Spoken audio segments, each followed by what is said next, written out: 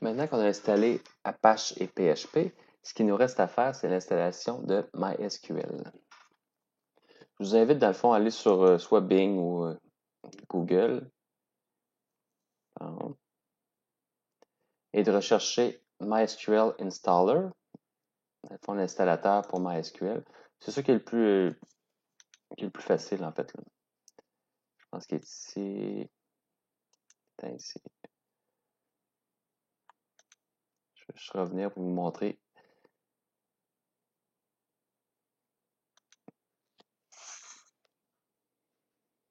Ici. Avec MySQL Installer, je clique sur le premier lien.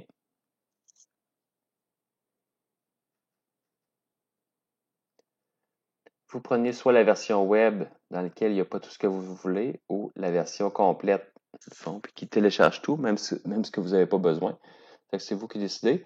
Moi, j'ai pris la version web ici, télécharger. Une fois que vous l'avez téléchargé, vous allez avoir un fichier comme ça, MSI, Microsoft Installer, un Windows Installer Package.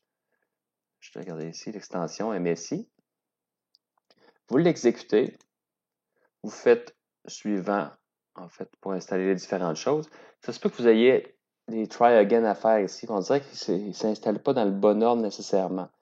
Au final, ce qu'on veut, c'est MySQL Server et MySQL Workbench. Les autres, ça va être des trucs pour plus se connecter à la base de données.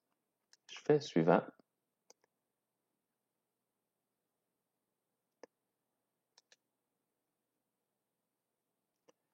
Ici, ça me dit, est-ce que vous voulez un serveur standalone? C'est ce qu'on veut. Type de configuration d'ordinateur de développement, c'est ce qu'on fait depuis le début. Si vous voulez configurer différentes choses, par exemple, le port par défaut, c'est le 3306 pour MySQL. Si on veut que les gens se connectent sur notre serveur, il va falloir ouvrir ce port-là ici. Je fais suivant.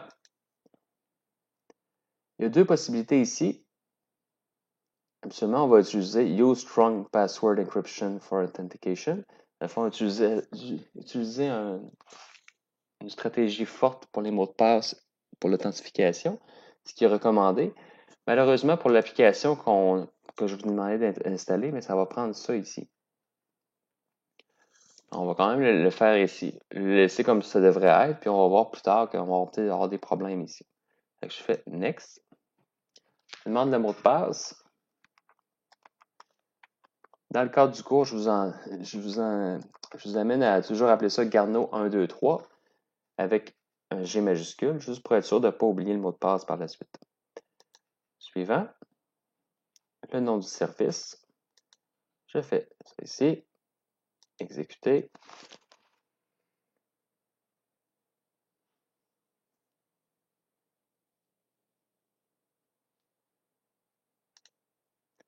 Une fois que tout est terminé, je fais Finished.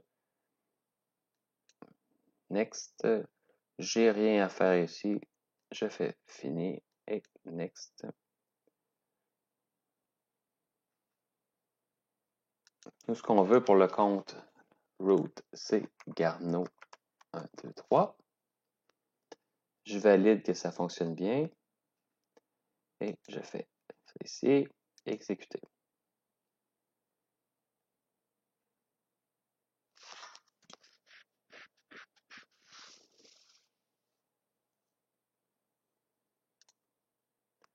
Fait que tout est beau.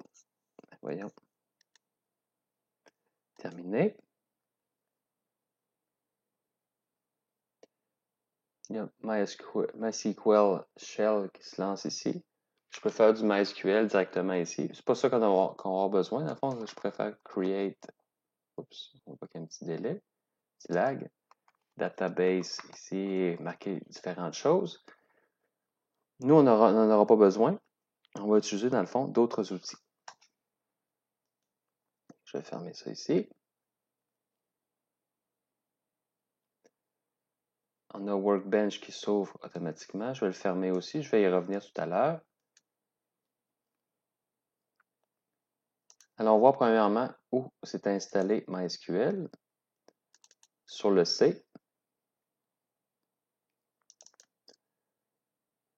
Program Files, MySQL, et j'ai différentes choses ici. Le serveur, oups, le serveur ici, les fichiers binaires, et le serveur qui est ici.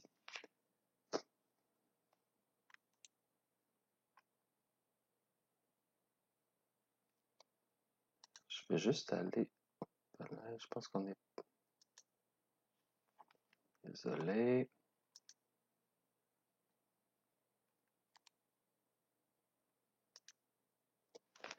On voit que l'information est là. Je vais juste aller dans en ligne de commande, C / pour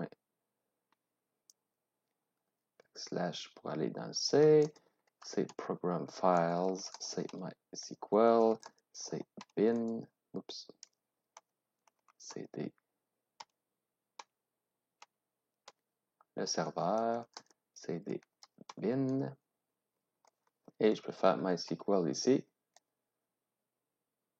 et l'exécution du serveur. Hop. Access denied, dans le fond, il va falloir fournir le mot de passe pour se connecter là. Mais on voit quand même qu'il est installé. Et que c'est juste qu'il me dit, dans le fond, que je n'ai pas fourni l'information. Normalement, il faudrait faire -u, oups, -u, root. Il va nous demander le mot de passe. Oups, -u, -p, Carnot 1, 2, 3.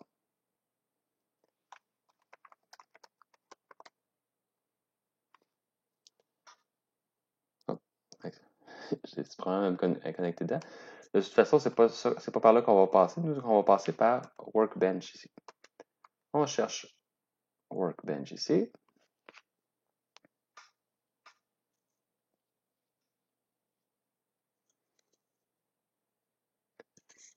Qui est un logiciel qui ne sert à rien si on n'a pas une base de données MySQL. C'est vraiment pour gérer notre base de données MySQL. MySQL. Il est où d'ailleurs?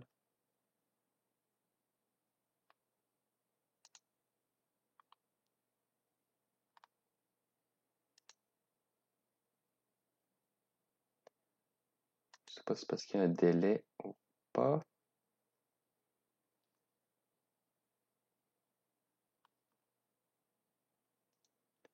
Pendant que j'attends que mon Workbench ouvre, on peut aller voir les services ici.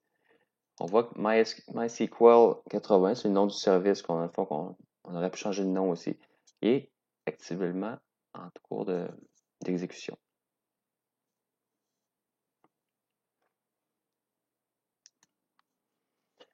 J'ai Workbench d'ouvert.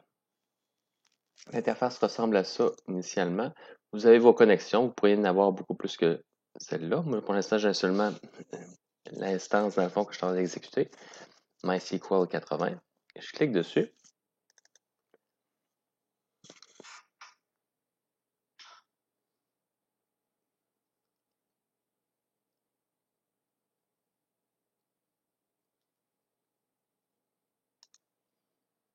C'est retour, donc je me connecte.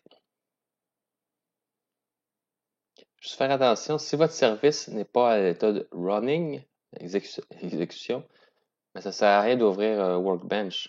Parce que dans le fond, ça prend un serveur SQL, de MySQL en fait, pour se connecter dessus. Ça me demande mon mot de passe. Toujours le même mot de passe dans notre cas, Carnot 1, 2, 3, avec un G majuscule.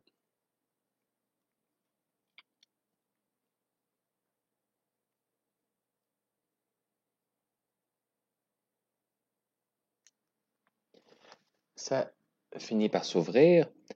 On va regarder ici que les schémas, c'est les schémas qui viennent dès le départ. En fait, c'est des bases de données qui sont à l'intérieur de notre MySQL qui viennent avec le système. Nous, on va vouloir en faire une de plus. En fait, ça dépend de votre application. Dans le cas de notre application qu'on veut installer, mais ça en prend une. Ce qu'on va faire, c'est Create Schema, le petit plus avec les disques, les cylindres un par-dessus l'autre. le schéma. Je l'appelle du nom de la base de données qui m'intéresse. Nous, ça, dans notre cas, c'est groupe RX.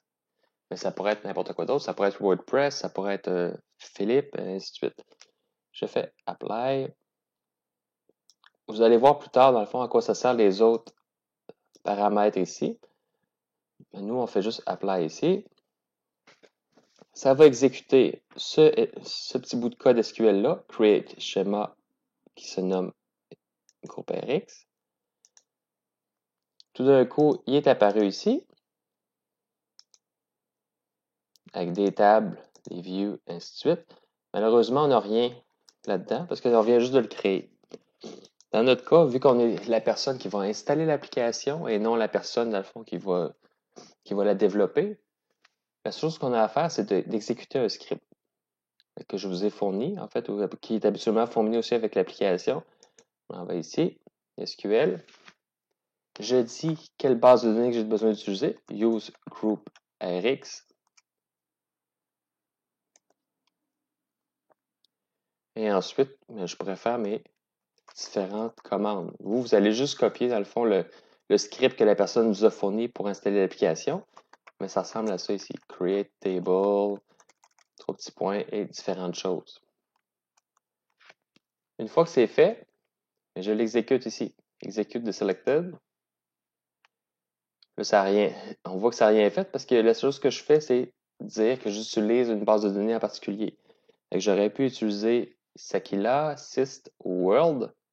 Mais moi, j'utilise la base de données de mon application qui est groupe RX. Use groupe RX et le reste, ça devrait être du code qui vient dans le fond, qui est fourni avec l'application. Une fois que vous pesez sur le petit éclair ici, ça s'exécute puis que vous avez du vert en bas, mais normalement, vous devriez avoir des tables qui vont apparaître ici. S'ils n'apparaissent pas, vous pouvez faire un petit refresh ici, un petit rafraîchissement, et il devrait apparaître.